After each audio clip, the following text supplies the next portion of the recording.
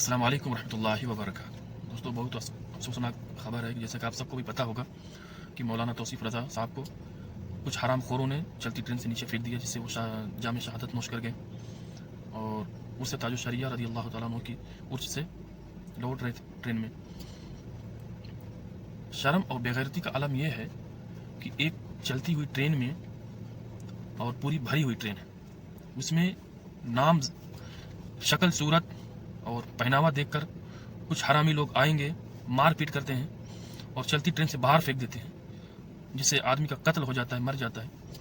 बेशर्मी की हालत यह है कि कोई और दूसरा खड़े होकर हिमायत में भी नहीं खड़ा होता है, कोई बात बुलंद तक नहीं करता है कि भाई इस तरीके से क्यों हुआ, क्या वजह है।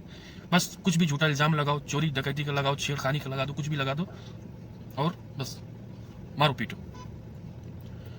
इससे भी ज़्यादा शर्म की बात यह है कि उस बोगी में क्या कोई मुसलमान मर्द नहीं था, 2-4 लोग भी नहीं थे जो अपने ही आलिम दीन की क़यादत में खड़े हो जाते, पूछते, बात करते कि भाई क्या वजह है, किस वजह से हाथापाई या क्यों मारपीट, गाली गलौज क्यों कर रहे हो।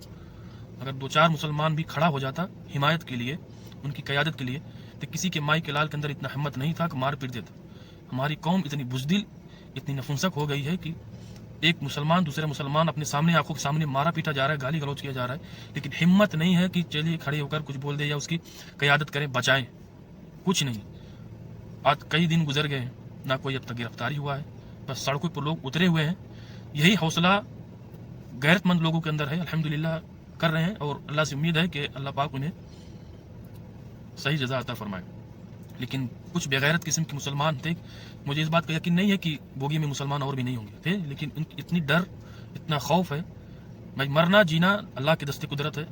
अल्लाह पाक जब तक ज़िंदगी मौत और हयात अल्लाह के दस्ते कुदरत है। मौत नहीं है तो कोई कुछ कर नहीं सकता। मौलाना साहब अपने अंजाम को पहुँची, अल्लाह पाक उनकी मग़फ़िरत फरमाए, जाम शहादत नोश फरमा गए वो। लेकिन बेशर्मी के आलम यही है कि कोई क़यादत के लिए खड़ा नहीं हुआ और वहाँ पे हिंदू भी थे, लेकिन उन लोगों ने भी कोई आवाज़ नहीं उठाई। इसलिए भी दुख है कि चलो 4 आदमी हरामी हो सकते हैं, लेकिन और लोगों को अगर कोई गलती भी बिलफर्ज अगर कुछ गलती दिख भी रही होगी या कुछ गलती किए भी होंगे तो उनको चाहिए था ना भाई, पुलिस को फ़ोन करो, पुलिस के सामने सारा बात रखो। मार मार कर गेट के सामने ले जाकर किसी इंसान को फेंक देना जानवर की तरह, ये कहाँ की इंसानियत है, किस कानून में लिखा हुआ है इस तरीके से। लेकिन पुलिस भी इसमें कुछ नहीं कर सकती और कुछ कर भी नहीं रही है, बस दिखावे के लिए FIR वगैरह हो रहा है, प्रोटेस्ट चालू है। लेकिन अगर हकीकतन अगर कोई एक्शन लेना होता तो अब तक पुलिस एक्शन ले चुकी होती। जिस तरीके से, जितना फास्ट, जितनी तेजी गिरफ्तारी एक मुसलमान के खिलाफ पुलिस करती है, इन हरामियों के खिलाफ क्यों नहीं कर रही है? इसका मतलब इनको दबाव है, बड़े बड़े आला दर्जे जो ऑफिसर्स हैं या पॉलिटिशियन की तरफ से उन्हें कोई दबाव है। अब तक कोई गिरफ्तारी नहीं हुई का क्या मतलब? उन्हें कोई प्रेशर है कि कार्रवाई इतनी ढीली है। मुसलमान होता तब तक घर पे बुलडोजर भी चल गया होता। यहाँ तक उसके नात रिश्तेदारों को भी पुलिस पकड़ती, मारती पीटती, झूठी FIR में बंद भी कर देती, घर की औरतों के साथ बदसलूकी, बदजबानी, बेहुरमती करते। लेकिन यहाँ पर मामला एकदम ठंडा पड़ा हुआ है। 4-5, जबकि सोशल मीडिया पे बिल्कुल वाज़ेह तौर पे उसकी तस्वीरें भी वायरल हुई हरामी की, लेकिन पुलिस अब तक कुछ नहीं करी, कोई गिरफ्तारी नहीं हुई। वो हरामी अब तक अंडरग्राउंड हो गया होगा या धड़ल्ले के साथ घूम फिर रहा होगा, चलो मेरे ऊपर मेरे आकाओं का हाथ है, कुछ नहीं होगा। हुआ भी 4 दिन के बाद कुछ सुअर किस्म के लोग आएंगे, पुलिस स्टेशन के पास तोड़ फोड़ करेंगे, गाली गलौज, हल्ला मुल्ला करेंगे, फिर उसे जमानत मिल जाएगी।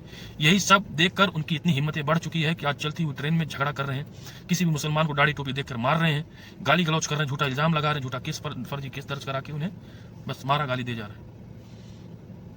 इंशाअल्लाह वक्त बदलेगी, हालात बदलेंगे। वो ना भूले कि हालात मुझ पर भी आ सकता है, आज हमारे साथ है, कल उनके साथ भी हो सकता है। जो लोग बैठकर तमाशा बनकर, तमाशाई बनकर तमाशा देख रहे हैं, उन्हें ये सोचना चाहिए आज मेरे साथ, इस भाई के साथ हुआ है तो कल मेरे साथ भी हो सकता है। अभी जल्दी में 2-3 दिन, अभी 2-3 दिन का पहले का मामला है। महाराष्ट्र के जबलपुर में एक डैम में क्रूज डूब गया तूफान में।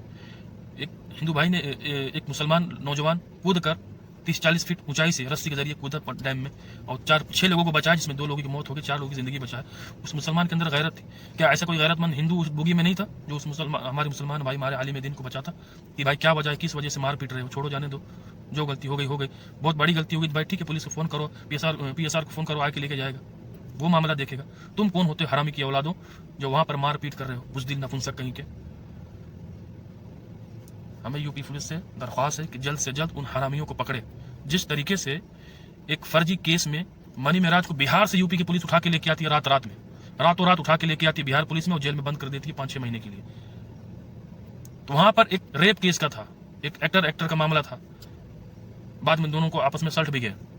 यहाँ पर मौत का मामला है। तो यूपी पुलिस उतनी तेजी, उतनी रफ्तार, उतनी हिम्मत और जज्बे के साथ उन हरामी को पकड़े और उन्हें कैफरे किरदार तक पहुंचाए।